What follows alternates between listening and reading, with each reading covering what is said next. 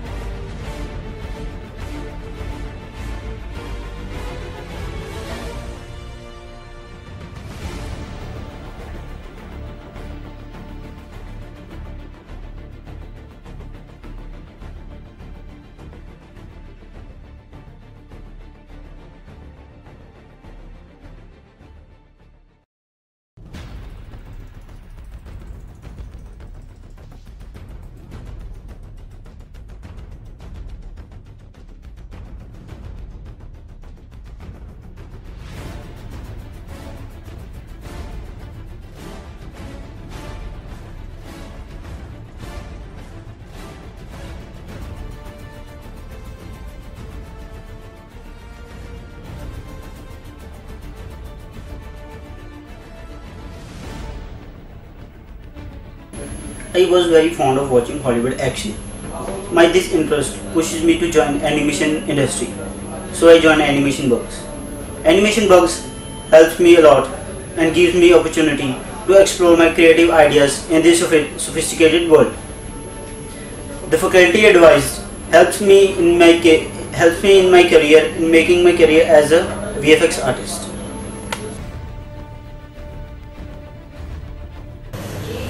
See, humanity has always been in the hands of artists. We have seen many painters, many creative artists, and they have only enjoyed their creativity. Now is the time, with the introduction of 3D animations, that you can even make money out of your creativity. 21st century belongs to animators. They can work in, there's a huge industry for them. They can work in movies, they can work in TV commercials, for video games, etc., etc. Keeping this in mind, Animation Bugs, which is an institute which will give wings to your dreams. If you are dreaming of becoming an animator, then I think this is one-stop destination for any student. He can come here, learn the in-depth, he can go into in-depth knowledge of how to become an animator, and then the world of animation is open to him. I assure to all the students who come to Animation Bugs about the quality and the quality of faculty, quality of education as well as the quality of faculty which we have here.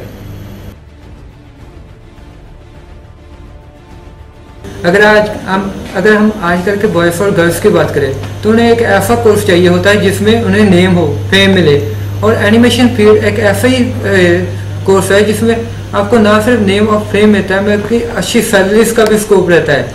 Animation field की आजकल हर जगह पे demanding ज़्यादा हो रही है।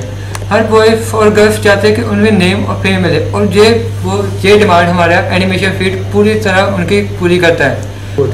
अगर हम बात करें बॉलीवुड मूवीज़ में स्टंट्स की, तो बॉलीवुड मूवीज़ में ज़्यादातर स्टंट्स VFX की हेल्प से होते हैं, इसलिए हमें अच्छा स्कोप है अगर हम एनिमेशन और VFX की लाइन को चूज करते हैं।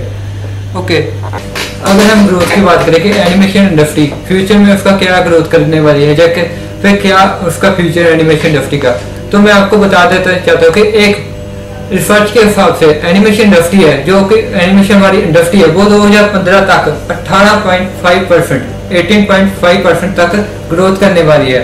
अगर बात की जाए VFX इंडस्ट्री की, तो VFX इंडस्ट्री की जो ग्रोथ रेट है वो 22% तक एस्टिमेट है। अगर हम गेमिंग इंडस्ट्री की बात करी जाए तो जैसे कि हम सब जानते हैं कि एनिमेशन लाइन गेमिंग में सबसे ज़्यादा यूज होती है। हमारे models, modelling artist, animation artist, VFX सबका काम हमारी गेमिंग में बहुत ज़्यादा यूज होता है। अगर हम गेमिंग इंडस्ट्री में ग्रोथ की बात की जाए तो पर ईयर 32% जो हमारी ग्रोथ हो रही है वो एनिमेशन इंडस्ट्री में, सॉरी गेमिंग इंडस्ट्री में हो रही है। गेमिंग इंडस्ट्री हमारी पर ईयर हर साल के साथ 32% की ग्रोथ कर रही है। बेसिकली अगर हम बात करें टाइप्स ऑफ एनिमेशन की, हमारे पास टाइप्स होती है जैसे 2D क्लासिकल एनिमेशन।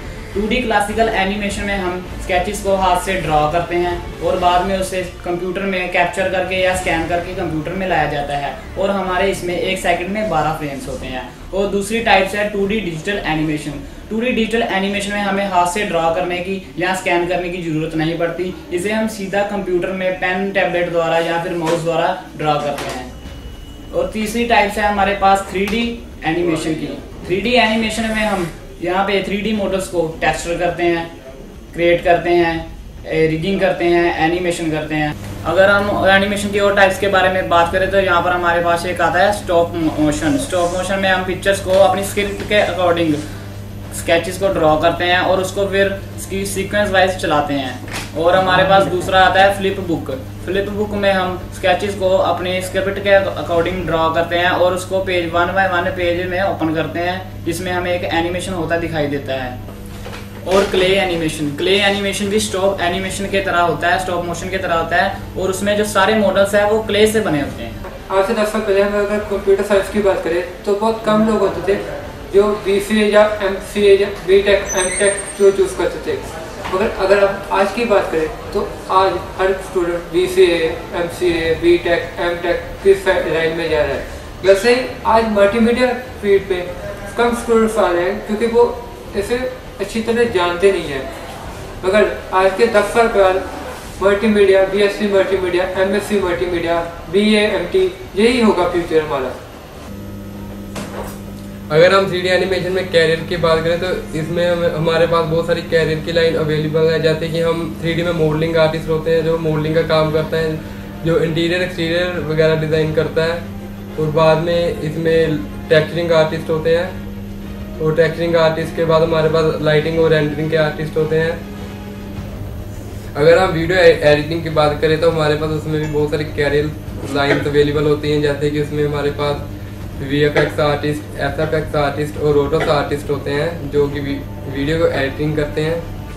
अगर हम 3D और VFX के अलावा कैरियर की बात करें तो हमारे पास ग्राफिक की कुछ लाइन होते हैं जिसमें हमारे पास वेब डिज़ाइनर, ग्राफिक डिज़ाइनर, लोगो डिज़ाइनर, नेट पेंटर और डिजिटल पेंटर एक्सेट्रा होते हैं। और मैं हर स्टूडेंट को यही कहना चाहता हूँ कि जिसमें उसका इंटरेस्ट हो उसमें स्पेशलाइजेशन जरूर करें।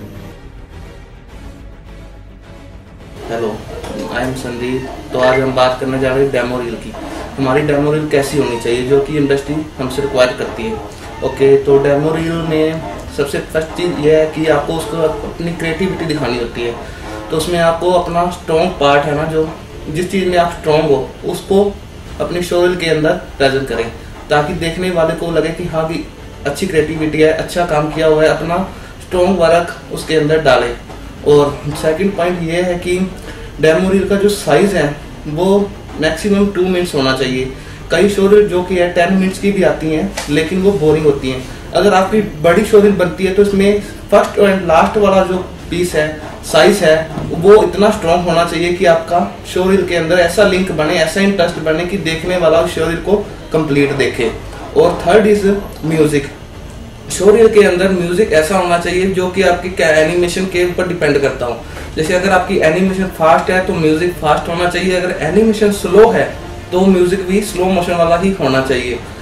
शो रील के लिए और डेमो रील के लिए ब्रेक डाउन बहुत ही जरूरी है। ब्रेक डाउन में आप दिखा सकते हो कि आपने शो रील के अंदर क्या क्या यूज किया, कौन से पासेस निकाले हैं, कौन सा साउंड दिया है, सारा ब्रेक डाउन के अंदर ही शो कर सकते हैं।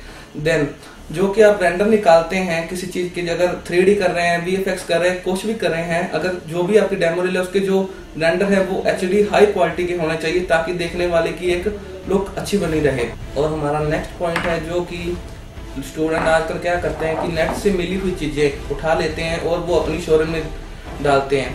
अगर कुछ करना ही है तो खुद की क्रिएटिविटी करें और प्लीज नेट से उठाई हुई चीजें अपनी शो रील में ना डालें। और क्वांटिटी बात करते हैं कि क्वांटिटी, अगर शो रील अगर आप कम सेकंड की बना लेते हैं वो बेटर है, लेकिन क्वांटिटी मत देखें, क्वालिटी की देखें। क्वालिटी पर ही बिलीव करें और क्वांटिटी की तरफ बिलीव मत करें।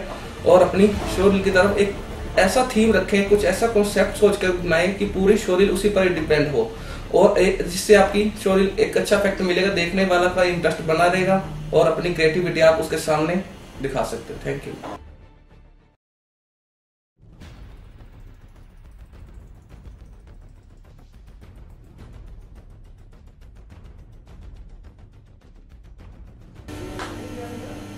Animation Works is a place where I learn a lot, not only about animation but also how to handle our technical problems. Animation Works has helped me by providing software training. Also, seminars and workshops organized by this institute really helped me in updating knowledge about animation industries. ठीक है। अंदर career की बात करते हैं तो career जो होता है इसका स्टार्ट मल्टीमीडिया का आपका 3 स्टेप्स होते हैं। पहला है आपका pre production, production and post production. Okay, post production में आपका पूरा वीडियो एडिटिंग का पार्ट आता है, प्रोडक्शन में आपका पूरा 3D पार्ट आता है एंड प्री प्रोडक्शन में आपका ग्राफिक डिजाइनिंग एंड स्केचिंग, जो भी आपका प्री प्रोडक्शन होता है, ड्राइंग वगैरह सब आता है। अगर हमें इस लाइन में अपना कैरियर बनाना है तो इसके लिए हमें सबसे पहले स्टेप बाय स्टेप हमें ऊपर अब जाना पड़ेगा। जैसे हम स्टेज चढ़ते हैं तो हमें सबसे पहले नीचे वाली स्टेज चढ़नी बहुत जरूरी है ऊपर तक पहुंचने के लिए। इसी तरीके से मल्टीमीडिया के अंदर अपना कैरियर बनाने के लिए आपको प्री प्रोडक्शन का नॉलेज होना बहुत ही जरूरी है। इसके लिए हमें क्या करना चाहिए, सबसे पहले हमें ड्राइंग, स्केचिंग, इन चीज़ों का पार्ट करना चाहिए, जैसे graphic designing, like printing media के लिए जो पार्ट होता है डिजाइनिंग का वो। देन हमारा जो पार्ट आता है नेक्स्ट आता है 3D का। 3D के अंदर आपका कैरियर जो होता है उसके लिए आपके पास बहुत सारी फील्ड्स है, लाइक आर्किटेक्चर फील्ड्स है, मूवीज की फील्ड्स है, एडवर्टाइजमेंट की फील्ड्स है। देन इसके बाद आपके पास आ जाता है पोस्ट प्रोडक्शन का वर्क, जिसमें आपके पास वीडियो एडिटिंग की लाइन्स होती है। वीडियो एडिटिंग में आप वीडियोस का सारा एडिटिंग का पार्ट होता है, लाइक मूवीज का वीडियो एडिटिंग का पार्ट होता है, लाइक एडवर्टाइजमेंट के एडिटिंग का पार्ट होता है। देन आप नॉर्मल जैसे मैरिज की जो वीडियोस होती हैं उनके एडिटिंग का पार्ट होता है। ये सभी लाइन्स आपको मल्टीमीडिया के अंदर बहुत अच्छा कैरियर देती है। इनके थ्रू आप बहुत कुछ कर सकते हैं अपनी लाइफ में, लाइक जो भी आपको चाहिए अपनी नीड को पूरा कर सकते हैं।